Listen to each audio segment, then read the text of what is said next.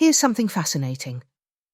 How to Win Friends and Influence People has sold over 30 million copies since it was first published in 1936.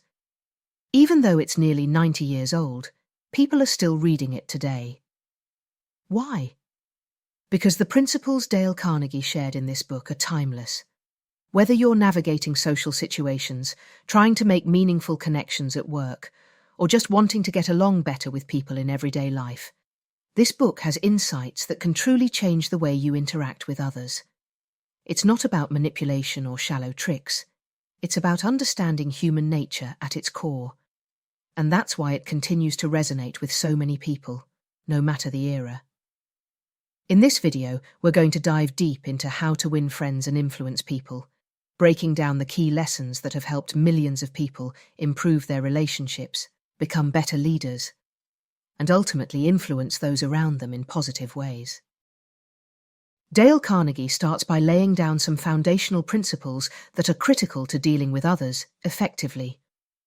First off, he stresses one key idea. If you want to get along with people, don't criticize, condemn, or complain. We've all experienced this, right? When someone criticizes us, our instinct is to get defensive.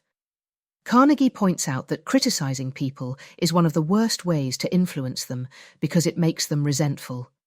Instead, the book suggests understanding their perspective and responding with empathy.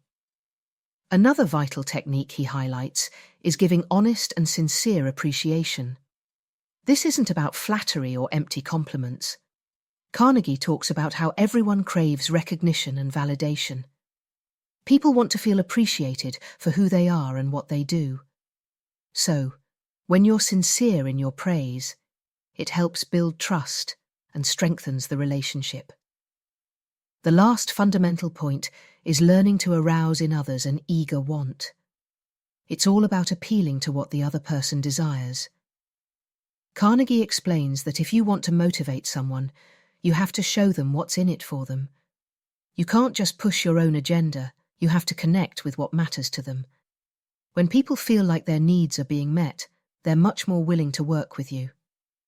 Moving into the next section, Carnegie gives practical steps to build rapport with others. These are simple but highly effective techniques to become more likable. The first one is to become genuinely interested in other people. Think about it. People love talking about themselves and their passions. When you show a real interest in what someone else has to say, you make them feel valued, and that alone can create a strong connection. Carnegie isn't talking about pretending to care. He's talking about cultivating genuine curiosity about others. Then there's the power of a smile. This might seem basic, but it's incredible how much of a difference a smile can make. A smile is welcoming, it's friendly, and it immediately puts people at ease. It's a non-verbal way to show positivity, and people are naturally drawn to that. Another crucial tip is to remember people's names. Carnegie calls a person's name the sweetest sound to them. Using someone's name in conversation makes the interaction feel more personal and respectful. It's a small gesture that has a big impact. Next, be a good listener. This might sound like common sense, but in reality, a lot of people don't do it well.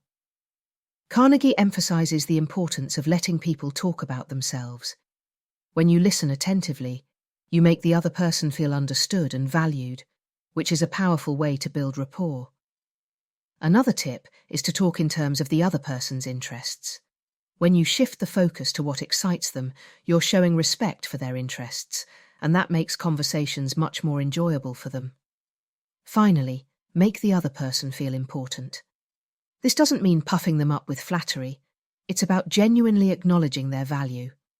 When you make people feel significant, they naturally warm up to you. And now let's get into the strategies for influencing others without conflict. One of Carnegie's most important points is this: the only way to get the best of an argument is to avoid it. It might seem counterintuitive, but when you argue with someone, even if you win, you actually lose because the other person often feels bruised or resentful. Carnegie suggests that instead of arguing, try to find common ground. He also advises us to never tell someone they're wrong outright. When you directly say you're wrong, the other person is more likely to dig in their heels and become defensive.